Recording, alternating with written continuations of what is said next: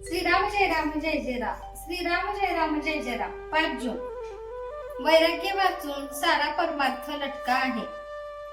पक्ष्यांची पिल्ले त्यांच्या पंखाखाली वाढतात, त्याप्रमाणे घरातल्या माणसांना आपण प्रेमाच्या आश्रयात ठेवावे. आपण त्यांच्यावर प्रेम करतो याची जाणीव ज्याला असेल त्याचे दोष काढलेले त्याला पोचत नाहीत. आईने मुलाचे दोष त्याला सांगितले तरी त्याला त्याची वाईट वाटत नाही.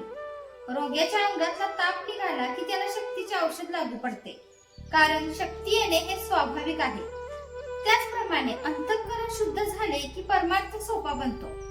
परमार्थात मनाचे कष्ट आहेत, कारण आपल्याला मनाच्या आजपर्यंतच्या सवयीच्या उलट जायचे आहे आणि म्हणूनच परमार्थाला अगदी स्वतःपासून सुरुवात करायची असते. आतमध्ये भगवंताचे अनुसंधान ठेवून बाहेरून वृत्ती आवरण्याचा जो प्रयत्न करेल त्याला परमार्थाचा अनुभव फार लवकर येईल. आपण आपले मन भगवंताच्या अनुसंधानात मोठ्या काळजीपूर्वक ठेवले असताना त्याच्यावर आघात करायला विषय अगदी टपलेला असतो.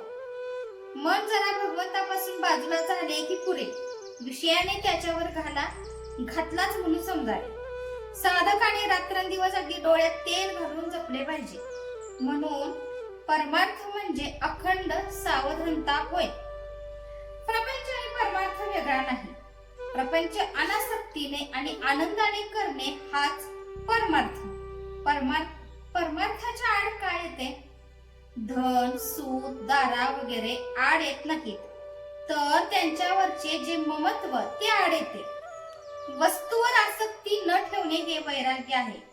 ती वस्तूच नसणे हे वैराग्य नव्हे. एखाद्याला बायको नसली म्हणजे तो विरक्त आणि असली तर आसक्त असे म्हणता येणार नाही. बायको असून लंपट नसेल तो विरक्त आहे, ते परमात्म्याने दिले आहे आणि ते त्याचे आहे असे मानून आनंदाने राहणे हे वैराग्य होय. या भावनेत राहून जो इंद्रियाच्या नादी लागत नाही तो वैराग्य. वैराग्य वाचून सारा परमार्थ लटका आहे. कोणतीही गोष्ट अभ्यासाने साध्य होत असते. आज खरी भक्ती नाही म्हणून भगवंताचे स्मरण नाही, आणि भगवंताचे स्मरण ठेवण्याचा अभ्यास केल्याशिवाय खरी भक्ती येत नाही. शहाण्या माणसाने उगीच विकल्प न वाढवता भगवंताचे स्मरण ठेवायला आरंभ करावा. ज्या ठिकाणी आपल्या ओळखीचे कुणी नाही, आपले आप्त कुणी नाही, जिथे आपल्याला कुणी मान देत नाही, अशा ठिकाणी राहून अनुसंधानाचा अभ्यास करावा. जिथे कुणी आपल्याला ओळखीचे नाही असे स्थान आपल्या अभ्यासाला फार चांगले असते. जय जय रघुवीर समर्थ. आजचे बोधवाक्य. भयंगाने करावी प्रपंचाची संगती, चित्ती असावा एक रघुपती